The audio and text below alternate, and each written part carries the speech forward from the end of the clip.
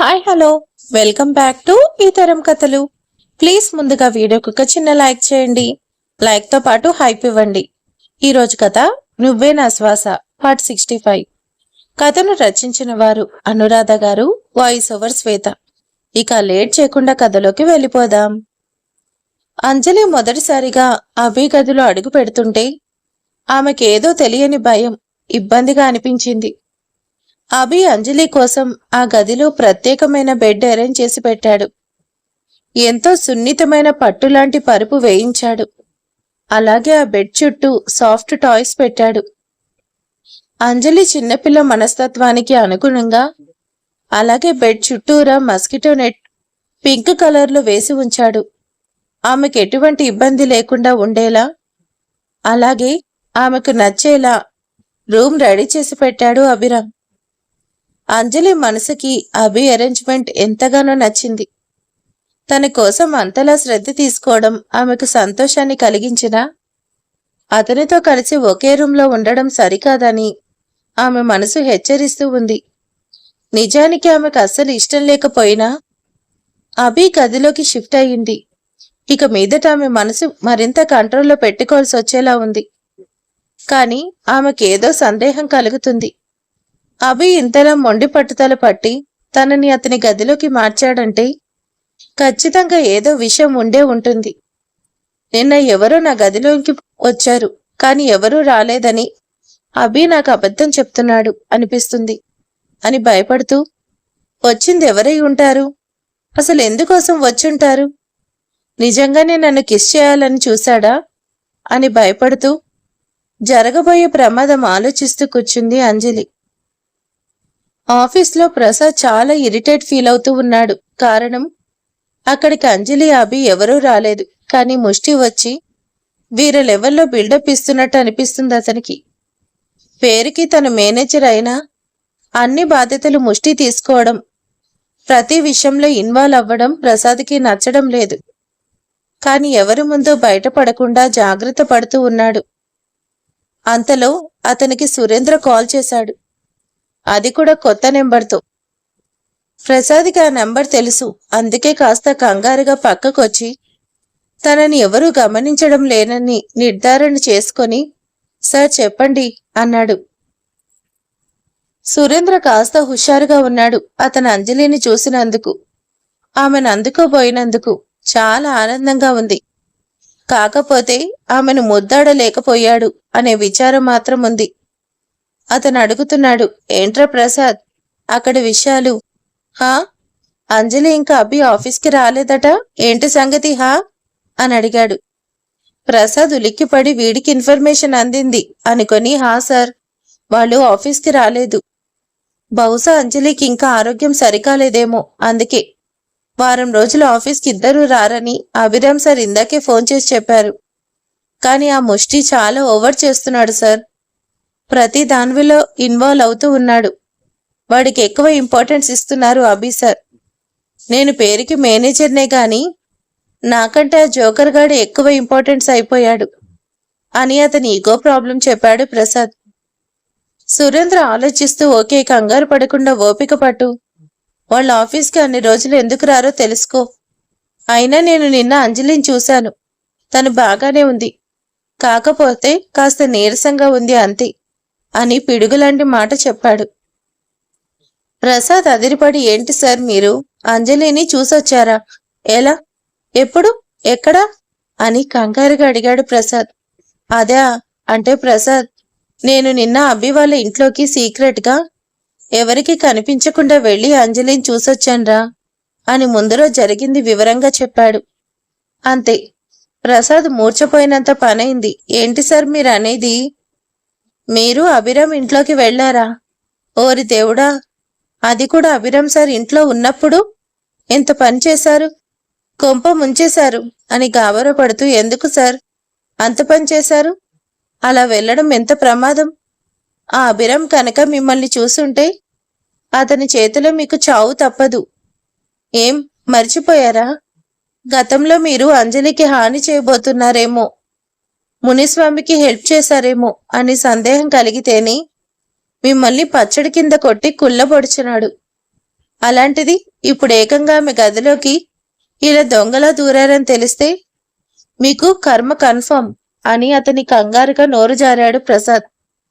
ఆ మాటలకి సురేంద్ర ఈగో దారుణంగా హర్ట్ అయింది.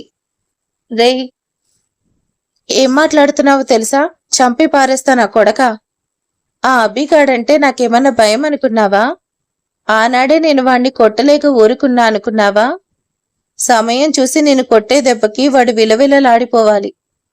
నిజానికి నాకు ఆ క్షణమే వాణ్ణి చంపేయాలనిపించింది, కానీ వాణ్ణి చంపితే క్షణాల్లో ప్రాణాలు వదిలేస్తాడు. అలా జరగకుండా వాడికి నరకం చూపించాలి అన్నదే నా ఉద్దేశం. అర్థమైందా?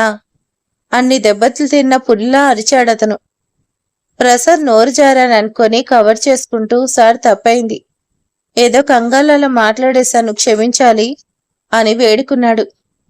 సురేంద్ర ఆవేశంగా అరుస్తూ ఇంకోసారి ఆ అభిరామిని పొగుడుతూ మాట్లాడితే నా టార్గెట్ ముందుగా నువ్వే అవుతావు, గుర్తుంచుకో. నేను ఒక ప్లాన్ ఆలోచించాను. నీ మొబైల్కి ఒక వీడియో వస్తుంది.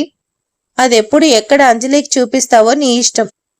అది కూడా ఆమెకు కావాలని చూపినట్టు కాకుండా ఎలా చూపించాలని చెప్తా విను అని అతని దుర్మార్గమైన బ్రెయిన్లో ఉన్న ఆలోచనని వివరంగా ప్రసాద్కి చెప్పి, అర్థమైందా? అంజలి ఆఫీస్కి రాగానే ఆమె ఈ వీడియో చూడాలి. దాంతో ఆమెకు అభిపై మరింత అసహ్యం, కోపం కలగాలి. అలాగే నాపై మరింత గౌరవం, అభిమానం కలగాలి. జాగ్రత్త, నేను చెప్పినట్టే చెయ్యి.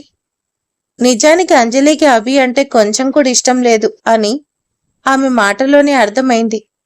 కానీ ఏదో కారణం చేత ఆమె అభి ఇంట్లో ఉంటుందనిపిస్తుంది. అదేంటి అన్నది తెలుసుకుంటా.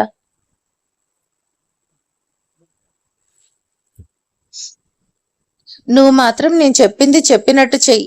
వీడియో సెండ్ చేసా చూడు అని చెప్పి ఫోన్ పెట్టేస్తుండగా అన్ని చివాట్లు తిన్న మనసు ఊరుకోక ప్రసాద్ అతని మనసులో ఉన్న అనుమానం అడిగాడు. సార్, నాదొక చిన్న సందేహం.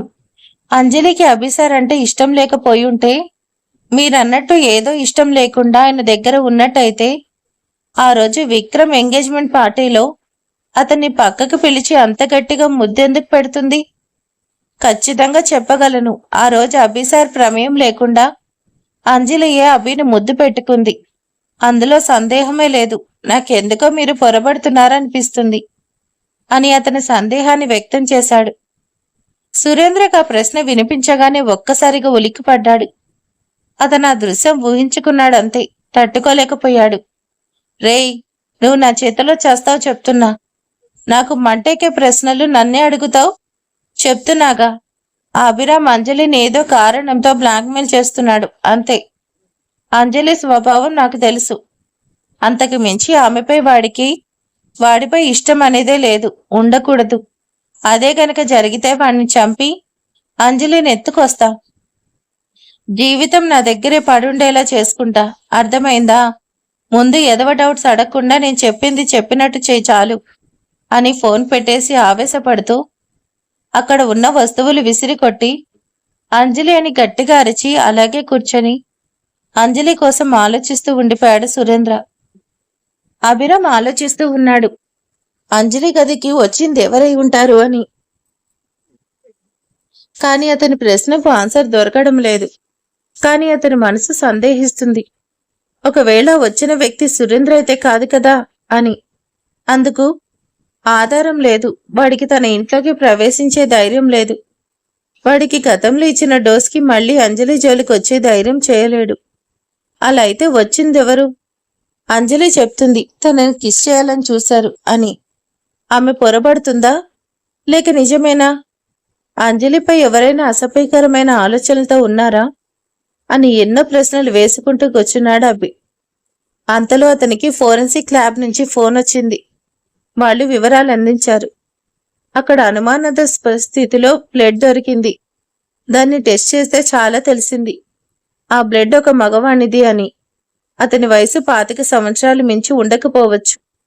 యంగ్ హ్యూమన్ సెల్స్ ఉన్నాయి అని, ఆ బ్లడ్ గ్రూప్ O నెగిటివ్ అని, చాలా రేర్ బ్లడ్ గ్రూప్ అని, పూర్తి ఆరోగ్యంగా ఉన్నట్టు, ఇంకా బ్లడ్లో ఎక్కువ శాతం ఆల్కహాల్ కంటెంట్ ఉన్నట్టు గుర్తించాం అని. చూడబోతే ఆ వ్యక్తి ఎక్కువగా డ్రింక్ చేసేవాడు కావచ్చు అని వివరించారు. అభి కంగారుగా వాళ్ళు చెప్పేది వింటున్నాడు. అక్కడ కొన్ని ఫింగర్ ప్రింట్స్ దొరికినా అవి కేవలం మీ ఇంట్లో వాళ్ళవి తప్ప బయట వాళ్ళవి కాదని నిర్ధారణ అయినట్టు సమాచారం అందించారు. అభి కాస్త కంగారు పడ్డాడు. ఆ వచ్చింది ఎవరో తెలీదు. షిట్, పైగా వాడు చాలా డ్రింక్ చేసేవాడు అంటున్నారు. ఓ నో, వాడు అంజలిని ఏమైనా చేసుంటే? అతనికి ఆ ఊహ కూడా భయపెట్టింది. లేదు లేదు, నేను ఇలా ఆలోచించకూడదు. అలా ఆలోచిస్తే నేనేమీ చెయ్యలేను. ముందు వాడెవడో తెలుసుకుంటా. ఓ పాజిటివ్ బ్లడ్ ఉన్న వ్యక్తి అంటున్నారుగా, చూస్తా. ఒకసారి ఏదో ఒక రకంగా చెప్పి సురేంద్ర బ్లడ్ గ్రూప్ ఏంటో తెలుసుకోవాలి అని ఆలోచన చేశాడు. అతని గదిలో ఉన్న సిస్టంలో ఇంటి చుట్టూ ఉన్న సీసీ కెమెరా వీడియో చెక్ చేసుకునేలా అరేంజ్ చేసుకున్నాడు. అతను ఎంతో జాగ్రత్తగా ఉండాలనుకున్నాడు. అందుకే ఇంటి చుట్టూ చాలా సీసీ కెమెరాలు బిగించాడు. వచ్చేది ఎవడన్నా గాని ఎట్టి పరిస్థితుల్లోనూ అంజలికి విషయం తెలియకూడదు అనుకున్నాడు. అంతేకాకుండా విక్రమ్ ఇప్పుడు వస్తున్నాడని చెప్పాడు. ఏదో ముఖ్యమైన విషయం అన్నాడు. వాడికి ఈ విషయం చెప్పాలా వద్దా? వాడేం చెప్పడానికి వస్తున్నాడు? ఏమై ఉంటుందని ఆలోచిస్తూ ఉన్నాడు అభిరామ్. సునీత చాలా బాధపడుతూ ఉంది. ఆమె కన్నీళ్లు ఎవరికి కనిపించకుండా జాగ్రత్త పడుతూ ఉంది. సాయంత్రం వరకు ఆ ఇంట్లో అంతా మౌనం వహించారు. అందరి మదిలో ఎన్నో సందేహాలు చోటు చేసుకునున్నాయి. కాని ఎవరూ బయటపడడం లేదు. సాయంత్రం 5 గంటల సమయంలో అంజలి వచ్చి సునీత పక్కన కూర్చుని చెప్పింది తనని అభి అతని రూమ్లో ఉండమంటున్నారు అని. ఏదో ముఖ్యమైన వర్క్ విషయమై తను టెన్షన్లో ఉన్నాడు. అందుకే కాదు అనలేక నేను సరే అని ఒప్పుకున్నాను అని చెప్పింది అంజలి. సునీత ఆమె వైపు కాస్త దిగాలుగా చూస్తూ అలాగా, సరేలే, నేనేమైనా హెల్ప్ చేయాలా నీ రూమ్ షిఫ్టింగ్కి అని అడిగింది సునీత. అంజలి నవ్వుతూ వద్దు, నేను షిఫ్ట్ చేసుకున్నాను ఆ మెటీరియల్ అంతా. అవును, అన్నయ్య వస్తున్నా అన్నారు అంట. ఆయనతో అక్కి ఇంకా అత్తయ్య మావయ్య వస్తున్నారంట. ఏంటి విషయం నీకు తెలుసా అని అడిగింది అంజలి. సునీత విక్రమ్ మాట వినగానే చిరాగా ఏమో నాకు తెలీదు అని చెప్పేసి ఆమె గదిలోకి విసురుగా వెళ్లిపోయింది. అంజలికి సునీత ప్రవర్తన ఆమెకు అర్థం కాక విచిత్రంగా చూస్తూ ఏమైంది సునీతకి అనుకుంటూ ఉంది. విక్రమ్ అతని ఇల్లు చేరుకున్నాడు. అతని ఇంట్లో వాళ్ళకి వివరం చెప్పాడు.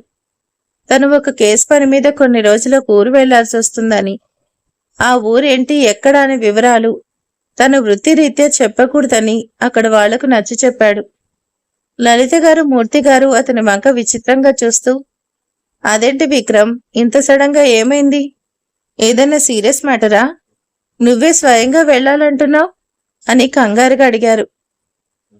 అక్షిత అన్నయ్య వైపు అనుమానంగా చూస్తూ ఏమైంది అన్నయ్య, ఎందుకు అదోలా ఉన్నావు? నువ్వు కూడా రాజేష్ వెళ్లిన చోటికే వెళ్లాలనుకుంటున్నావా అని కంగారులో నోరు జారింది. అంతే. లలిత గారు కలుగ చేసుకొని ఈ రాజేష్ అంటే ఎస్ఐ రాజేషా? అతని కోసం అడుగుతున్నావా? అంటే రాజేష్ ఊర్లో లేడా? ఎక్కడికి వెళ్ళాడు? వాడి కోసం ఇప్పుడు నువ్వెళ్తున్నావా? అసలేం జరుగుతుంది? నా దగ్గర ఏం దాచకుండా చెప్పండి అని అరిచారు ఆవిడ. విక్రమ్ ఆవిడకు తడబడకుండా చెప్పాడు. మామ్, రాజేష్ ఒక మిషన్ పై ఊరెళ్ళాడు. కానీ ఆ పని అతనికి ఒక్కడి వల్లే కాదు అని అర్థమైంది. అందుకే నేను కూడా వెళ్లాల్సి వస్తుంది. అంతే. ఇది ఒక దుర్మార్గం ముఠా అంతు చూడ్డానికి మా పోలీస్ బృందం ఏర్పరిచిన ఆపరేషన్. రేపు నేను అక్కడికి వెళ్లి తీరాలి అంతే అని ఖచ్చితంగా చెప్పాడు. ఆ మాటకి లలిత గారు, అక్షిత, మూర్తి గారు ఒకేసారి కంగారుగా అడిగారు, మళ్ళీ ఎప్పుడు తిరిగి వస్తావని. విక్రమ్ వాళ్ళలో కంగారు గమనించి, కంగారు పడకండి, నాకేం కాదు, వీలున్నంత త్వరగా తిరిగొచ్చేస్తాను అని బదులిచ్చాడు. ఇంకా అతని తల్లి తండ్రి విక్రమ్ని అడ్డు చెప్పలేదు. కారణం, వాళ్ళకి విక్రమ్ సంగతి తెలుసు. దేవుడే దిగివచ్చి చెప్పినా ఒకసారి నిర్ణయం తీసుకున్నాడంటే దాన్ని మార్చుకోడు అని. అక్షిత మొహంలో దిగులు గుర్తించి విక్రమ్ ఆమెను గార్డెన్ వైపు తీసుకువెళ్లి కూర్చోపెట్టి, అక్కి డోంట్ వరీ, నేను రాజేష్కి తోడుగా ఉంటాను. నీకు నేను కూడా మెసేజెస్ మాత్రమే చేయగలను. నీకు సమస్య ముందే తెలుసుగా, అయినా నువ్వు ఇలా డల్గా అవుతున్నావు. నీ రాజేష్కి నేను రక్షణగా వెళ్తున్నాగా. అక్షిత అన్నయ్యని హత్తుకొని, అన్నయ్య అంటే రాజేష్ ఒక్కడే నాకు ఇంపార్టెంట్ అనుకున్నావా? నువ్వు కాదా? నువ్వంటే నాకు ప్రాణం అన్నయ్య. అక్కడేదో ప్రమాదం ఉందనిపిస్తుంది. అందుకే రాజేష్ ఒక్కడు సరిపోడు అని నువ్వు వెళ్తున్నావు. నాకెందుకో భయంగా ఉంది. ఇప్పటికే ఒకసారి నీపై హత్యా ప్రయత్నం జరిగింది. మళ్ళేదన్నా జరిగితే నీ చెల్లెలు గుండె ఆగిపోతుంది, గుర్తుంచుకో అని ఆమె కంగారు వెళ్ళబుచ్చుకుంది. విక్రమ్ చెల్లెలు మనసు తెలిసిన వాడై ఆమె బాధ అర్థం చేసుకుని, రే అక్కి, నీకేడుపు సూట్ అవ్వదురా. ఇతరులను ఏడిపించడమే నీకు కరెక్ట్గా మ్యాచ్ అవుతుంది అని ఆట పట్టిస్తూ అన్నాడు. అన్నయ్య అని అలిగినట్టు ఫేస్ పెట్టుకొని చూసింది అక్షిత. విక్రమ్ నవ్వుతూ, మరి లేకపోతే ఏంట్రా? శివంగి ఇలా చిట్టెలుకలా కన్నీళ్లు పెట్టుకుంటూ, ఈ ఏసీపీ విక్రమ్కి ఎంత అవమానం. నువ్వొక పోలీస్ ఆఫీసర్ చెల్లెలివి, అలాగే ఒక పోలీస్ ఆఫీసర్కి భార్యవి కాబోతున్నావు. నీలో పిరికితనం చోటు చేసుకుంటే మా ఇద్దరికి అవమానం, అర్థం చేసుకో. నువ్వెలాంటి పరిస్థితుల్లో అయినా సరే నువ్వు ధైర్యంగా ఉండాలి, అర్థమైందా? ఇంకంతా బావ వాళ్ళ ఇంటికి వెళ్ళాలి. అసలే అక్కడ మీ వదిన నాపై కోపంగా ఉండుంటుంది, అందుకే ఫోన్ చేయలేదు. చేస్తే ఫోన్లోనే వాయించేస్తుంది. నేరుగా వెళ్ళి 4 చివాట్లు తినేసి అక్కడ వాళ్ళకు విషయం చెప్పి నీ చెల్లెలు అంజలి మేడంకి కూడా లైట్ క్లాస్ ఇవ్వాలి. నేనిచ్చి వద్దామేమంటావు అని కళ్ళెగరేసి అడిగాడు విక్రమ్. అక్షి తన మాటలలో ధైర్యం తెచ్చుకొని ఇంక అవసరంగా కన్నీళ్లు పెట్టుకోవడం ఏదో జరిగిపోతుందని ఊహించుకొని బాధపడిపోవడం అనవసరం అని అర్థం చేసుకొని చిన్న చిరునవ్వు నవ్వి సరే అని ఫ్రెష్ అయి వస్తానని లోపలికి వెళ్ళింది. ఆమె వెళ్ళాక విక్రమ్ అభికి కాల్ చేసి తామంతా ఇంటికి వస్తున్నట్టు, అలాగే ముఖ్యమైన విషయం చెప్పాలని చెప్పి అభిరామ్ ఇంటికి అందరితో కలిసి బయలుదేరాడు. సాయంత్రం 6 గంటల ప్రాంతంలో విక్రమ్ కుటుంబ సమేతంగా అభిరామ్ ఇల్లు చేరుకున్నాడు. అతను రాక గమనించి సునీత కోపంగా ఆమె గదిలోకి వెళ్లి తలుపేసుకుంది. అభి ఆమెను గమనిస్తూనే ఉన్నాడు. వినోద్ గారు చెల్లెలు బావతో మాటలు కలిపి, ఏమ్మా చెల్లమ్మ, ఏంటి విషయం? ఈ మధ్య ఇంటి వైపే రావడం లేదు. ఇప్పుడేమో ఏకం ఫ్యామిలీ వచ్చారు, ఏదైనా స్పెషల్ ఉందా అని అడిగారు అని సరదాగా అడిగారు. లలిత గారు విసుక్కుంటూ, అలాంటిదేం లేదన్నయ్యా. నీ అల్లుడు ఏదో కేసు పని మీద కొన్నాళ్ళు వేరే ఊరేళ్ళతో వెళ్తున్నాడు. ఆ విషయం చెప్పాలని మా అందరిని వెంట పెట్టుకొచ్చాడు. వద్దు అంటే మాత్రం మానేస్తాడా ఏంటి అని దిగాలుగా కూర్చుంది. అబ్బి ఆవిడ మాటలు విని విక్రమ్ వైపు ఆశ్చర్యంగా అవునా అన్నట్టు చూశాడు. అంతలో అక్కడే ఉన్న అంజలి కంగారుగా, ఊరేంటన్నయ్యా, ఎందుకు? ఏ ఊరు అని అడిగింది. విక్రమ్ సమాధానం చెప్పేలోగా లలిత గారు కలగ చేసుకుని, ఏ అంజలి, మా కుటుంబ విషయాలు మీకెందుకు? పోయి అందరికీ కాఫీ చేసి పట్రా అని కసురుకున్నారు. ఆవిడంత కటువుగా మాట్లాడడం అక్కడ ఉన్న ఎవరికీ నచ్చలేదు. అభిరామ్కి పట్టరాని కోపం వస్తుంది. అంజలి మొహం చిన్నబుచ్చుకోవడం గమనించి అతను బాధపడ్డాడు. ఆమె మౌనంగా వెళ్లబోయింది. విక్రమ్ అమ్మా అని అరవబోయాడు. అంతలో అక్షిత అరిచింది, అమ్మా అని మూర్తిగారు కలగ చేసుకొని, ఏవే లలిత, ఇక్కడికొచ్చిన ప్రతిసారి నీ ప్రతాపం ఆ పిల్ల మీద చూపిస్తావెందుకే? కాసేపు సైలెంట్గా ఉండే అని విసుక్కున్నారు. ఆవిడిప్పుడు అంజలి కోసం ఆర్గ్యూ అనవసరం అన్నట్టు ఊరుకుంది. అంతలో అంజలి దగ్గరికి వచ్చి, కమ్మానంజలి, మనం కాఫీ చేసి తెద్దామని నవ్వుతూ అంజలిని వెంట పెట్టుకుని కిచెన్ వైపు వెళ్ళింది. అంజలి మనసు చాలా సున్నితమైనది అని అక్కీకి తెలుసు. అందుకే ఆమెను మాటలో పెట్టి, అవును, ఇంతకి మా వదిన ఎక్కడా? అన్నయ్య మమ్మీ డాడీ వచ్చారని తెలిసి కూడా బయటికి రాలేదేంటి? అన్నపై కారాలు మిరియాలు నూరుతుందా? అంజలి నవ్వుతూ, సునీత ఉదయం నుంచి డల్గా ఉంది, బహుశా అన్నయ్యపై అలిగినట్టుందని చెప్పింది. అక్షిత నవ్వుతూ, అలాగా, అన్నయ్య సరిగ్గానే గెస్ చేశాడులే, తనే చూసుకుంటాడు సునీత సంగతి. ఆమెను ఎలా ఐస్ చేయాలో అన్నయ్యకి తెలుసులే అని చెప్పి నవ్వింది. అంజలి కూడా నవ్వి కాఫీ చేసే పనిలో పడ్డారు ఇద్దరు. వినోద్ గారు విక్రమ్కి జాగ్రత్తలు చెప్పారు. అనునిత్యం అప్రమత్తంగా ఉండాలి విక్రమ్, నీకోసం మేమంతా ఎదురు చూస్తూ ఉంటాం, ముఖ్యంగా సునీత అని చెప్పి కళ్లతో సైగ చేశారు. ఆయన సునీత తన గదిలో అలకపాన్పు మీద ఉంది అని, అతను అలా చెప్పడానికి కారణం, విక్రమ్ ఇల్లంతా తన కళ్లతో ఎన్ని గజాల పొడవు వెడల్పు ఉందో కొలిచేలా వెతుకుతున్నాడు ఆమె కోసం. అతని ప్రాణానికి ప్రాణమైన ఆమె ఎక్కడా కానరాక నిరాశపడుతూ కనిపించాడు అతనికి. చిన్నగా నవ్వుకున్నాడు విక్రమ్. లేదు మావయ్య, ముందుగా నేను అభితో మాట్లాడాలని చెప్పి అభిరామ్ని లాన్ వైపు తీసుకొచ్చాడు. అప్పటి వరకు సైలెంట్గా ఉన్న అభిరామ్ సూటిగా ఒకే ఒక ప్రశ్న వేశాడు. ఏం తెలిసిందబ్బి నీకు? ఆ ప్రశ్న విక్రమ్కి సరిగ్గా అర్థం కాలేదు. ఏంటి అన్నట్టు చూశాడు విక్రమ్. అరే విక్కీ, నిజం చెప్పు. నా నుంచి నువ్వేది దాచే ప్రయత్నం చేయకు, ఊరుకోను. ఏం తెలిసింది నీకు? ఎందుకింత సడన్ గా ఊరు పేరు కూడా చెప్పకుండా వెళ్తున్నావు? ఎందుకు? ఎక్కడికి చెప్పు అని అరిచినట్టు అడిగాడు అభిరామ్. విక్రమ్ 2 సెకండ్స్ ఆలోచించి, రే అభి, ఎందుకురా సీరియస్ అవుతావు? ముందు నేను చెప్పేది ప్రశాంతంగా వినరా? ఇలా వచ్చి కూర్చో, చెప్తాను అని అభిరామ్ని కూర్చోపెట్టి చెప్పడం మొదలు పెట్టాడు. రే అభి, నేను చెప్పేది ఆవేశపడకుండా ప్రశాంతంగా విని అప్పుడు మాట్లాడు, ఓకేనా? రాజేష్కి నేను ఒక పని అప్పచెప్పాను. ఆ పని విషయమై వాడు ఇలా హాస్పిటల్ బెడ్ ఎక్కాల్సి వచ్చింది అని దిగాలుగా అభి వైపు చూశాడు. అభి కాస్త ఆతృతగా అడిగాడు, ఏంటా పని అని. విక్రమ్ గట్టిగా నిట్టూర్చి, ఐఎమ్ సారీరా, నీ కొన్ని విషయాలు చెప్పకుండా దాచాను. అంజలి గతం కోసం తెలుసుకునేందుకు మనకున్న ఒకే ఒక ఆధారం అంజలి మెడలో ఉండే ఆ లాకెట్. దాని ఆధారంగా ఏదైనా ఇన్ఫర్మేషన్ దొరుకుతుందేమో ప్రయత్నించామని రాజేష్కి ఆ బాధ్యత అప్పచెప్పాను. ఎంతో జాగ్రత్తగా ఉండాలని, పొరపాటు ఉండకుండా చూసుకోమని చెప్పాను. కానీ రాజేష్ విషయంలో పొరపాటు జరిగింది. ఆ లాకెట్ విషయంలో ఎవరో రాజేష్ని ట్రాప్ చేశారు. వాణ్ణి చావంచుల దాకా తీసుకొచ్చారు అని పళ్ళు కొరుకుతూ క్షణకాలం పాటు భూపతిని, సురేంద్రుని తలుచుకొని రగిలిపోయాడు విక్రమ్. అంతలోని తాను చలించకూడదు.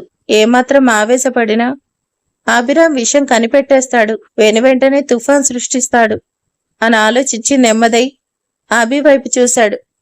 అప్పటికే అభి ఆవేశపడుతూ, ఎవడాడు? రాజేష్కి పరిస్థితి తెచ్చింది ఎవడు చెప్పు, ప్రాణాలు తీసేస్తానని అరుస్తూ విక్రమ్పై అరిచాడు. విక్రమ్ అనుకున్నాడు, రాజేష్కి పరిస్థితి వచ్చినందుకే ఇంతలా ఆవేశపడితే అంజలి కుటుంబాన్ని మొత్తం బలి తీసుకొని ఆమెను అనాథను చేసి ఎన్నో కష్టాలను గురి చేసిన వాడు భూపతి అని తెలిస్తే నేను ఇనుప సంఖ్యలు వేసైనా ఆపగలనా అభి అనుకొని తప్పని పరిస్థితుల్లో తెలుసుకునే ప్రయత్నం చేస్తున్నాను. కాకపోతే అంజలికి సంబంధించిన ఇన్ఫర్మేషన్ కొంత రాజేష్ సేకరించాడు. దాని ఆధారంగా ఏవైనా వివరాలు దొరుకుతాయేమో అని రాజేష్ పూర్తి చేయలేని పనిని నేను చేస్తున్నాను. త్వరలో నీ నిజాలు తెలుసుకుంటాను. ఇంతమంది కష్టాలకి, కన్నీళ్లకు కారణమైన వాళ్ళని జైలు పాలు చేసి తగ్గ శిక్ష వేయించకపోతే నా పేరు విక్రమ్ కాదు అని అభిరామ్కి మాటిచ్చాడు.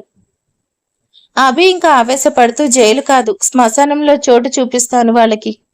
నేను కూడా నీతో వస్తా. నువ్వొక్కడివే వెళ్తే ఆ దుర్మార్గులు నిన్ను కూడా రాజేష్లో ఏమన్నా చేస్తే, ఓ నో, వద్దు. ఇప్పటికే అంజలి కోసం తెలుసుకునే ప్రయత్నంలో రాజేష్ని బాధ పెడుతున్నాను.